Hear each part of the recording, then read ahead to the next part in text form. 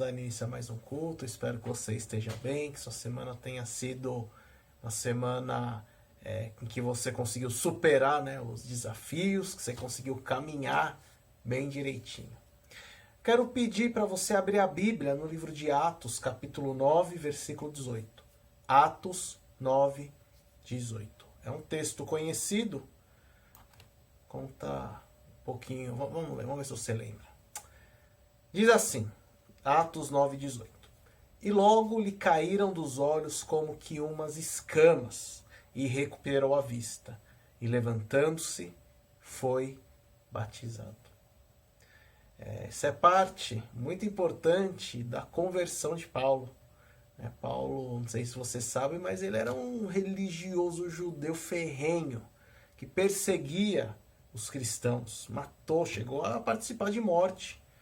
E num certo dia, numa estrada a Damasco, ele cai do cavalo, escuta uma voz e ele imediatamente fala: Senhor, Senhor, quem é você? E Jesus então responde: eu sou quem você persegue. E a partir daquele momento Paulo fica cego durante 3 dias e agora Ananias está orando e Paulo então ele tem a visão devolvida. Alguns estudiosos dizem que esse voltar a enxergar simboliza agora um olhar de vida, né? Que antes Paulo ele tinha um olhar de religiosidade, então ele era cego. A religiosidade ela mais causa mal do que bem.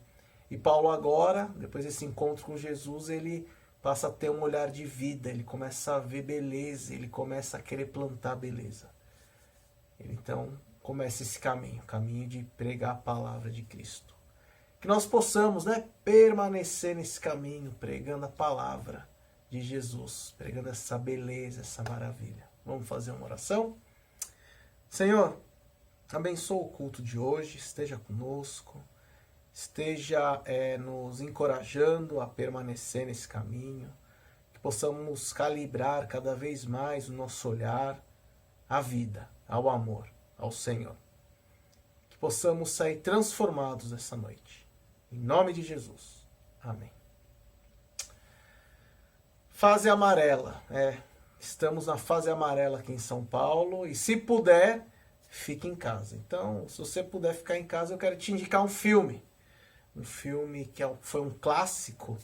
E quando ele foi lançado, vários efeitos especiais. O nome do filme é Matrix, E conta a história de um programador de computação que está tendo uma espécie de crise existencial, está se questionando sobre se a vida seria aquilo, aquela rotina dele. E num certo dia ele é meio que raptado, por uma gangue. E o chefe da gangue ele oferece 2 pílulas. Se ele tomasse uma, no dia seguinte ele estaria de volta à rotina dele.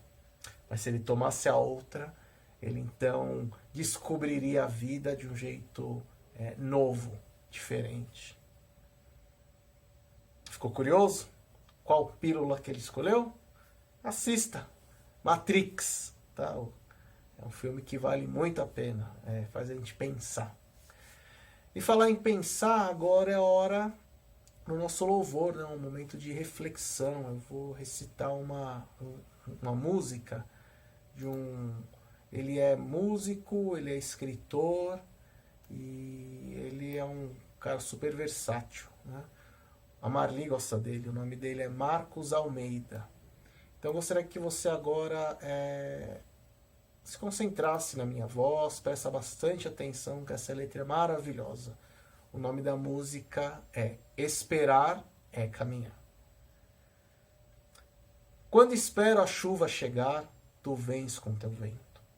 Quando espero tua voz estrondar, tu vens com silêncio. Eu espero em ti, embora sem saber. Como tu dirás, eu não sei, mas esperarei. Quando espero o mar se abrir, vejo os meus pés sobre as águas. Quando espero o fogo arder, ouço a brisa suave.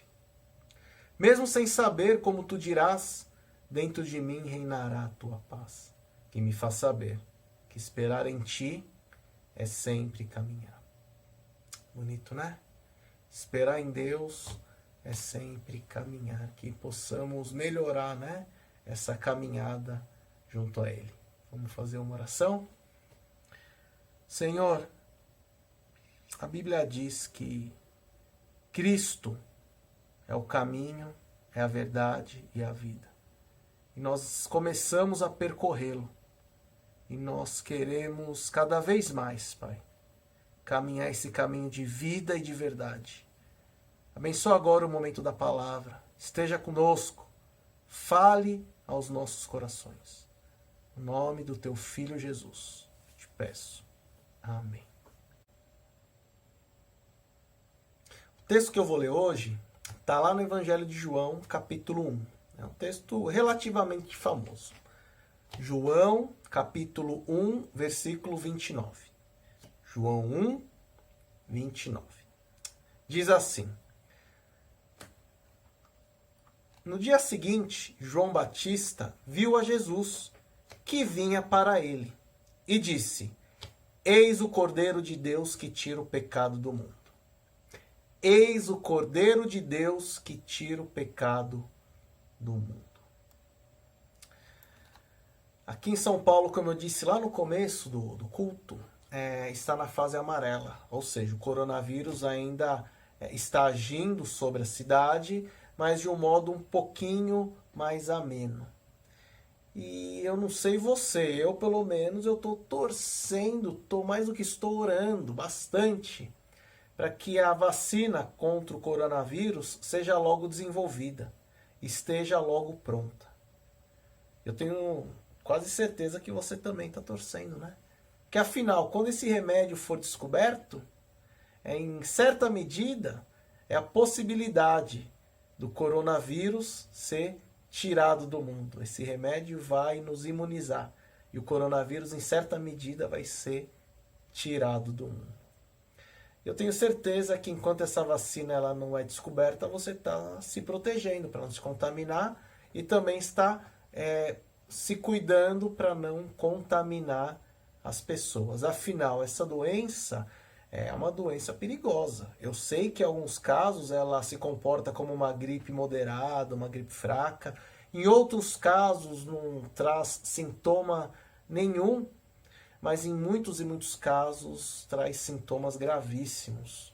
Sintomas estes que, dependendo do caso, é necessário ser internado no hospital, ir à UTI e até ter que respirar por aparelho. Eu pesquisando um pouco sobre isso, e até conhecendo pessoas que tiveram esses sintomas mais fortes, eu descobri uma coisa.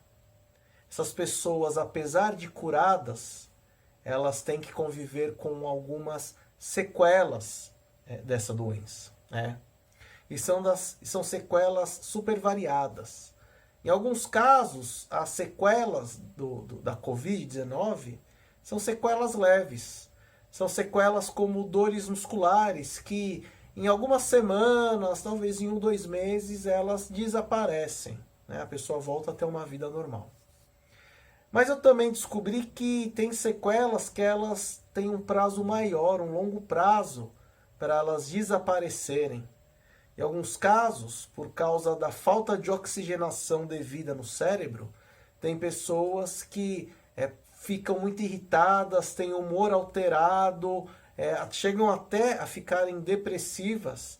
E os especialistas dizem que eles podem sim serem curados, mas a cura às vezes pode demorar até alguns anos. Olha que coisa! Mas não pense que parou por aí. Tem algumas sequelas que elas são permanentes. Infelizmente, em alguns casos, o pulmão ele tem uma grande parte dele comprometida.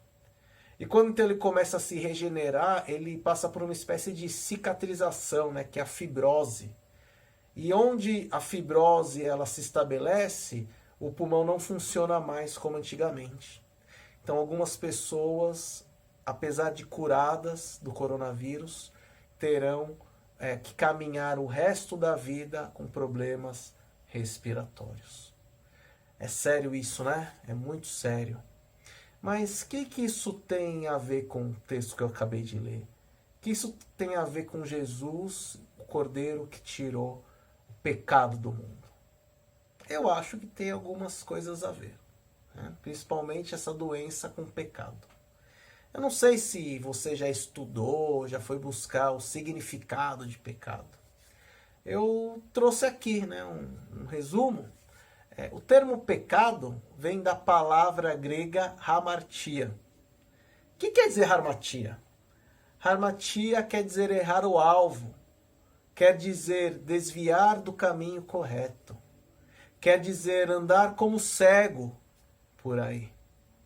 Olha, então, estar em pecado, ser um pecador, é andar cego pelos vários caminhos que nos são oferecidos. E vamos falar a verdade.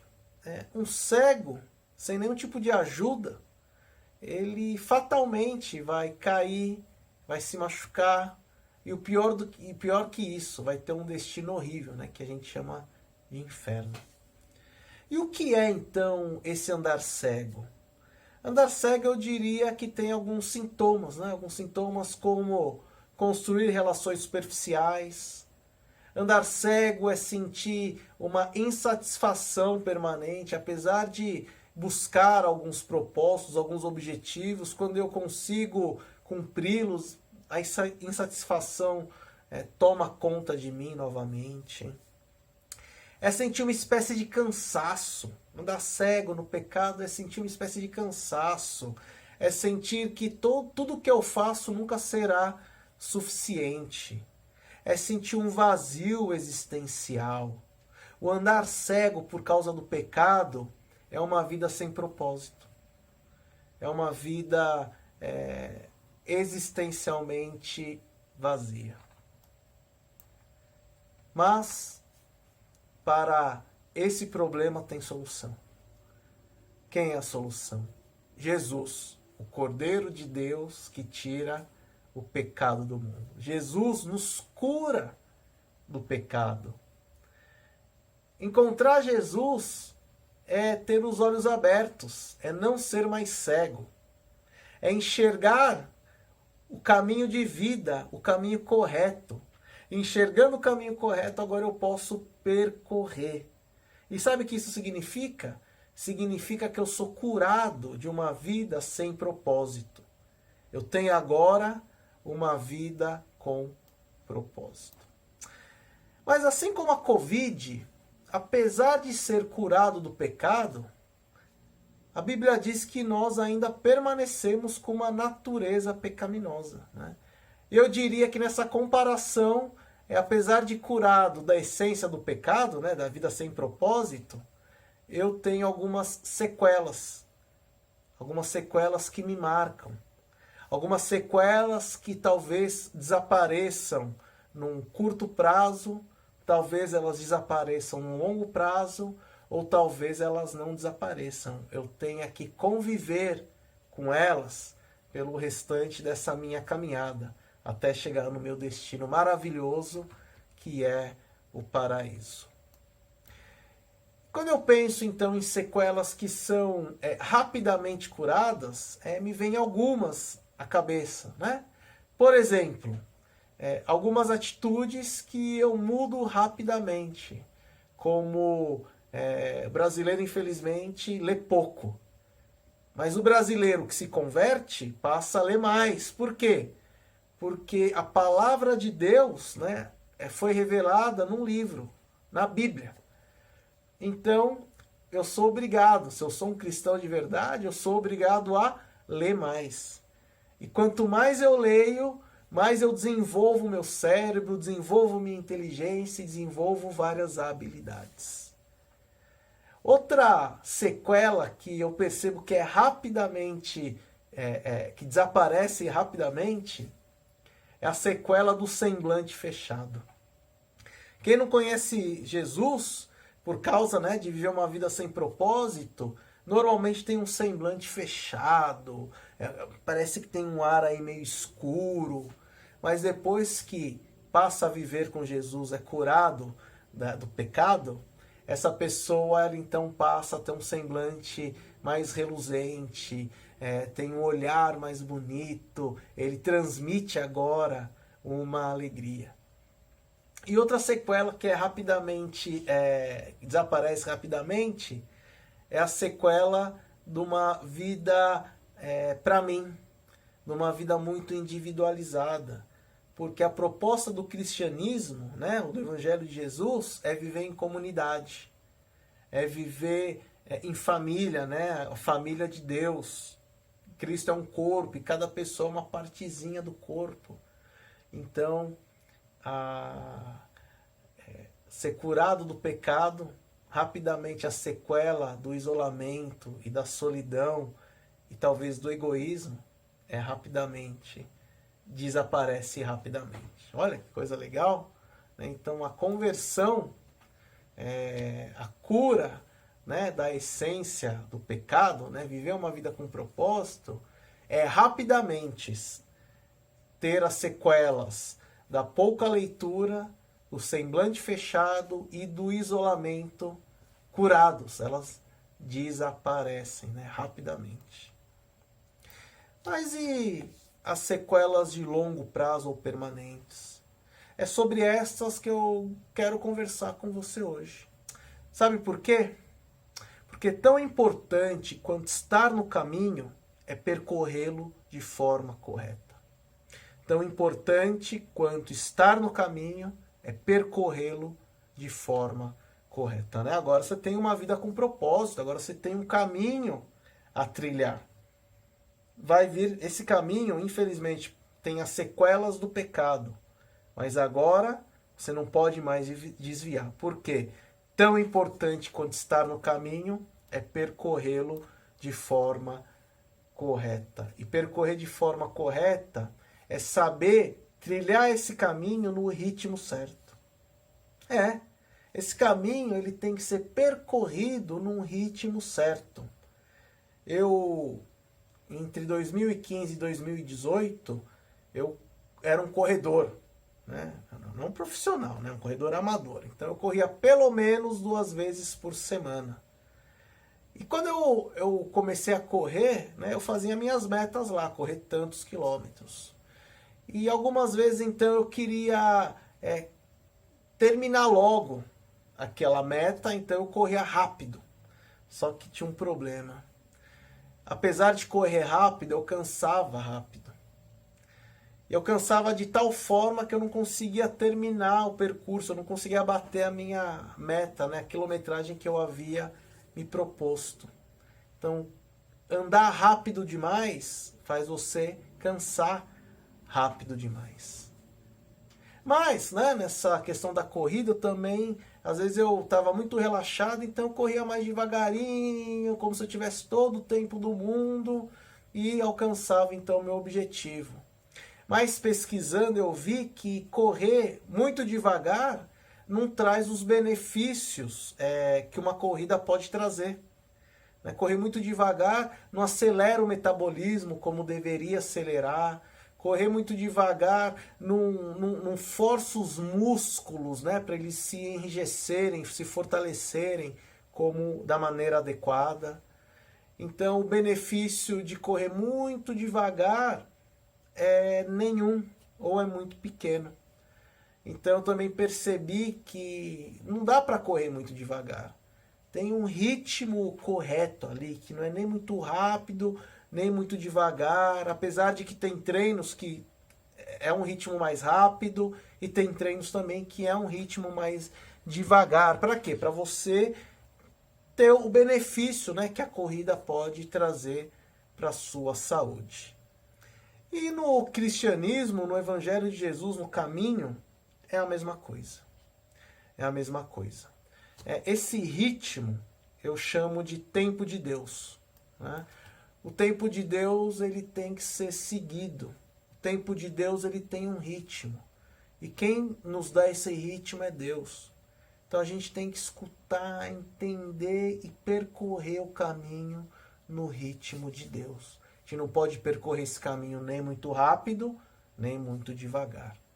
Um exemplo clássico, né, de uma personagem que quis acelerar esse ritmo, que quis acelerar esse tempo de Deus, é o pai da fé, o primeiro patriarca, o Abraão. Lembram da história do Abraão?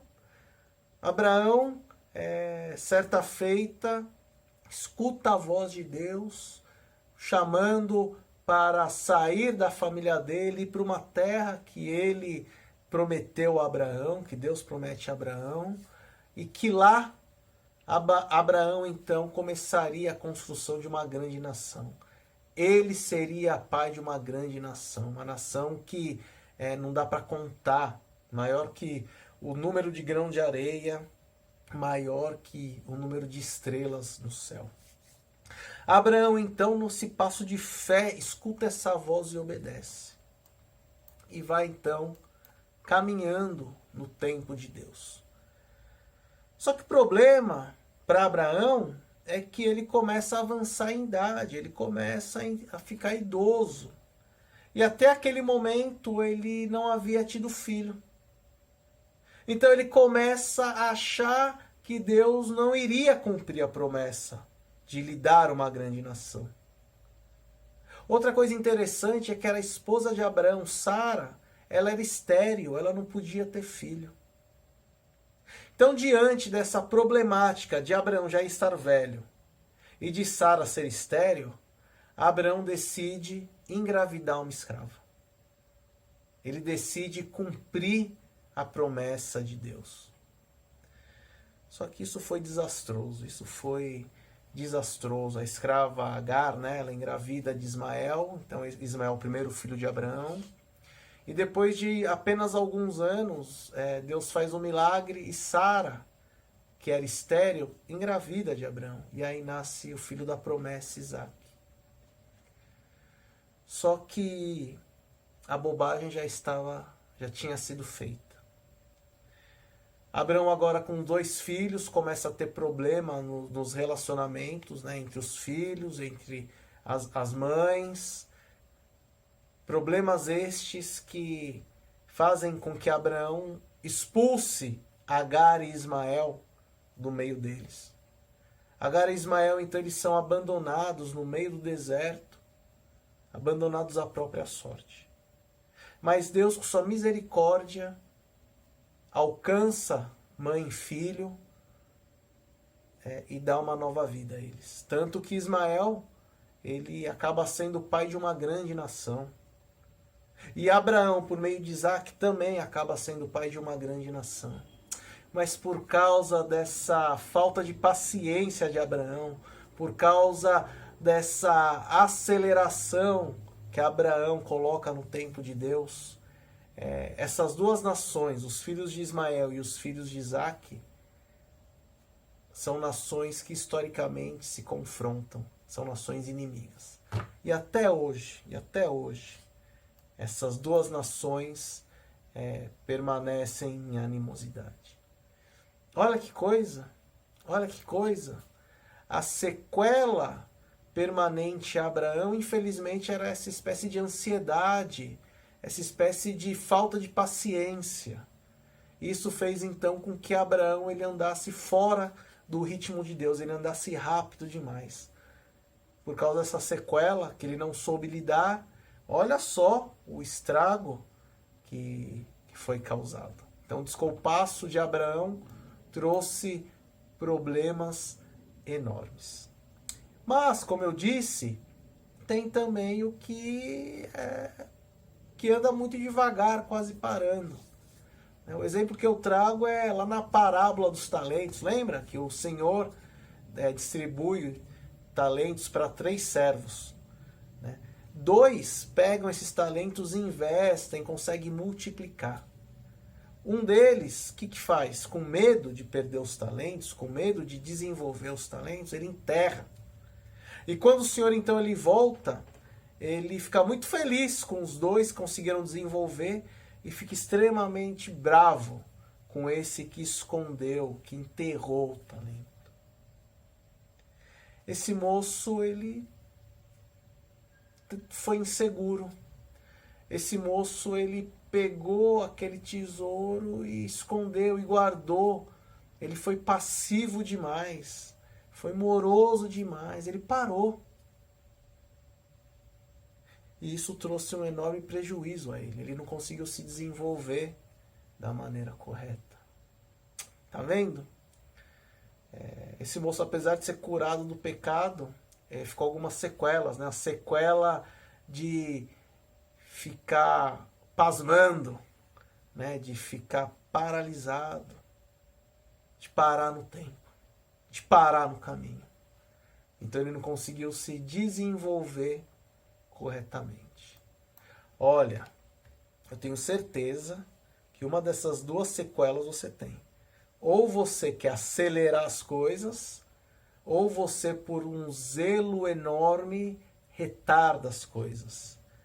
E tanto acelerar demais quanto retardar demais, possivelmente não está dentro do ritmo de Deus. E isso pode trazer muito prejuízo. Você tem que aprender a lidar com essas sequelas.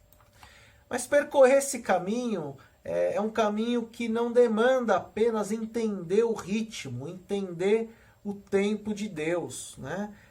Não basta estar no caminho correto, é preciso caminhar de forma correta. O caminho precisa ser percorrido com muita atenção. O caminho, ele precisa ser investigado, ser conhecido de forma cada vez mais profunda. Sabe por quê?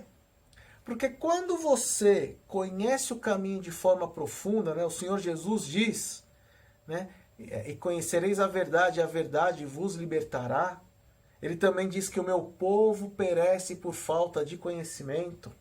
A Bíblia, um todo, ela diz o quê? Se aprofunde em conhecer Jesus, se aprofunde em conhecer esse caminho. E por que é importante nós conhecermos esse caminho de forma profunda? Nós andarmos no ritmo certo e prestar a devida atenção nesse caminho.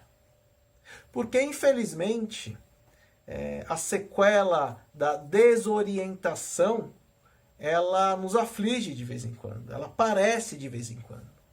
E essa sequela da desorientação nos faz desviar do caminho. E é por isso que você precisa conhecer profundamente o caminho que você está percorrendo. Por quê? Porque quando acontecer esse desvio, você logo vai perceber: opa, esse caminho que eu estou colocando no meu pé é diferente. Esse caminho aqui tem algumas características que não condizem. Eu estou no caminho errado. Então, quando você conhece o caminho profundamente, fica mais fácil, numa situação de desvio, voltar para o caminho correto. Por quê? Porque você conhece profundamente o caminho correto. Outra coisa também importante de você saber, de conhecer com profundidade o caminho, é que se porventura, né, você andar nesse descompasso do tempo e acelerar demais, talvez seja necessário, quando você vê que foi rápido demais, você ter que voltar para o ponto em que você começou a acelerar, em que você entrou em descompasso com o tempo de Deus. E você só vai conseguir voltar para o ponto exato se você conhecer muito bem esse caminho. Na vida da gente não acontece isso.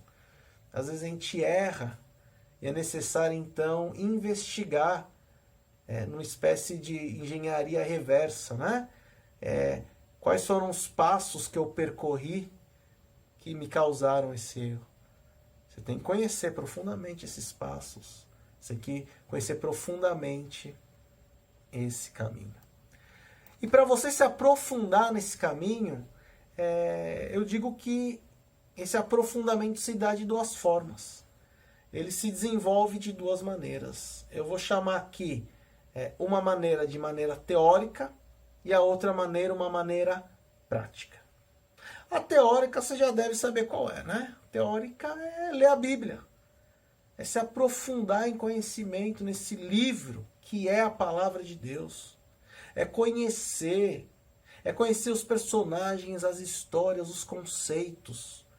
Porque conhecendo isso, você vai se fortalecer teoricamente, vai fortalecer sua mente, vai fortalecer suas emoções. Mas o conhecimento, ele não vem só pela teoria, ele vem também pela prática. A prática, que você também já deve imaginar qual é o exercício da comunhão.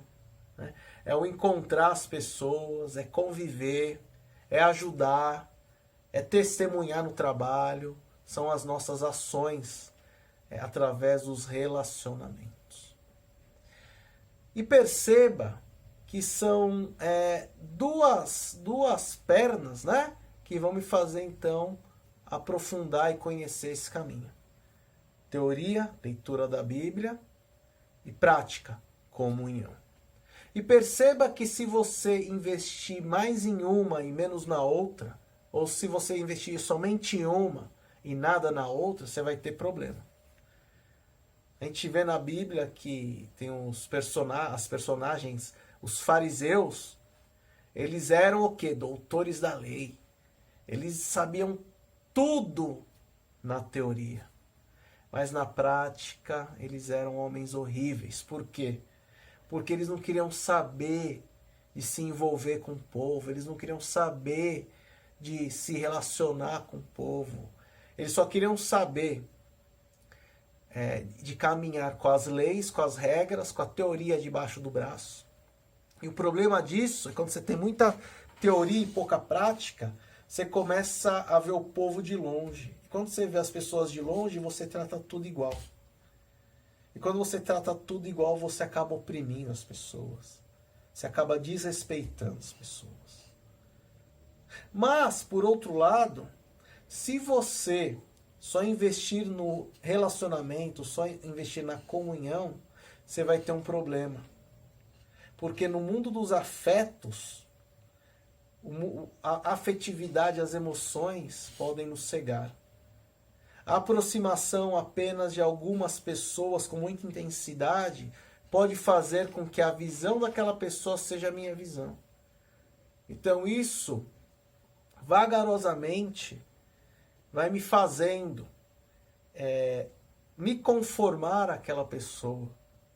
Então, eu começo a enxergar o mundo como ela. Isso é muito problemático. Isso é muito problemático porque eu começo a tratar as pessoas de forma desigual. Eu passo a tratar as pessoas, eu divido as pessoas com quem eu gosto muito de andar e as pessoas que eu já não tenho tanta afinidade. A igreja, né, a sociedade começa a transformar em vários partidos, começa a criar partidarismos dentro da sociedade, dentro da igreja. Por quê? Porque eu não estou me aprofundando em conhecimento teórico e apenas nesse conhecimento afetivo, né, nessa comunhão. Então, por isso que é muito importante esse caminho ser percorrido da maneira correta. Se aprofundar na teoria, no estudo, na palavra de Deus e também se aprofundar nos relacionamentos através da comunhão. Você quer um medidor para isso? Oração. A oração vai te orientar, a oração ela orienta. Que realmente, acho que ninguém consegue dividir, né, essas duas práticas de forma igual. Então a oração ela vai te direcionar, te orientar, né, sobre aquele momento. Porque tem momento da vida que a gente tem que investir mais no estudo, na teoria, e tem momento da vida que a gente tem que investir mais nos relacionamentos. Quem vai dizer isso é a oração. Então, esse caminho precisa ser percorrido, precisa ser estudado com profundidade, direcionado pela oração. Os fariseus, eles tinham então esse problema, né? Por ter muito conhecimento, eles desenvolvem uma espécie de autoestima muito, muito alta, uma grande autoestima, uma espécie de arrogância. E o povo que não tinha conhecimento, mas tinha aquela unidade, aquela convivência, infelizmente tinham a sequela de uma autoestima muito baixa, uma espécie de complexo de inferioridade. Então você tome cuidado, né, que apesar de ser curado do pecado, talvez você sofra, né? Por ser um grande conhecedor da Bíblia, talvez você sofra com essa arrogância. Ou talvez por você conhecer muito pouco a Bíblia, mas conseguir conviver muito bem com as pessoas mais simples, né, no sentido intelectual, porque não estuda, é uma convivência boa, mas isso também vai fazer você se sentir com uma autoestima baixa, né, com um complexo de inferioridade. Sequelas do pecado, a gente tem que aprender a viver, conviver com elas nesse caminho. Enquanto a gente convive com essas sequelas, eu continuo aqui, torcendo para que a vacina contra o coronavírus seja logo descoberta, esteja logo pronta. Eu também estou aqui torcendo pela recuperação das sequelas das pessoas que foram contaminadas pelo coronavírus e agora estão nesse processo de curar as sequelas. Eu estou torcendo. Mas mais do que isso, eu estou torcendo, eu estou orando para que você viva uma vida com propósito, para que você tenha propósito de vida, para que você caminhe no caminho correto, em Jesus. Se você já está no caminho, presta atenção. Se você está cansado, volte ao ponto que errou, né? Se acelerou demais. Se você está parado, estagnado, hora de acelerar. Vamos. Se você, por causa do muito conhecimento, da muita teoria, sente que está se afastando das pessoas, vamos aprender a curar essa sequela da arrogância, né? Se aproximando mais do próximo. Agora, se você é uma pessoa que só sabe conviver e não está se preparando intelectualmente para percorrer esse caminho, talvez você sofra de uma complexidade de inferioridade, né? Um complexo de inferioridade. Você ainda não está no caminho? Você ainda vive uma vida sem propósito? Você ainda está com os olhos fechados, caindo a todo momento? Fale agora mesmo com Jesus. Fale com Ele, eu tenho certeza que no tempo certo Ele vai te curar dessa cegueira espiritual. Ele vai abrir seus olhos para o caminho correto. Ele lhe mostrará a verdade e a vida. Ele lhe ensinará o ritmo e a profundidade com que esse caminho deve ser percorrido. Vamos fazer uma oração? Senhor, muito obrigado por abrir os meus olhos. Muito obrigado por me colocar no teu caminho. Senhor, eu peço que o Senhor esteja me ajudando a me aprofundar nesse caminho, a conhecer mais, tanto teoricamente quanto na prática, através da comunhão. Eu peço, Pai, que as minhas orações, elas orientem, direcionem os meus passos. Peço também, Pai, tire essa ansiedade, esse imediatismo de mim, que quer alcançar rapidamente o que o Senhor promete. Mais do que isso, Pai, tira também a estagnação, a paralisia que por vezes toma conta do nosso ser. Nós queremos caminhar de forma correta, no ritmo do Senhor e nos aprofundando cada vez mais. Que o teu amor, que a graça do teu Filho e as consolações do Espírito estejam com nós, até o destino final, que é a volta de Jesus. Amém. Que Deus te abençoe, que você consiga permanecer firme no caminho. Boa semana, boa caminhada.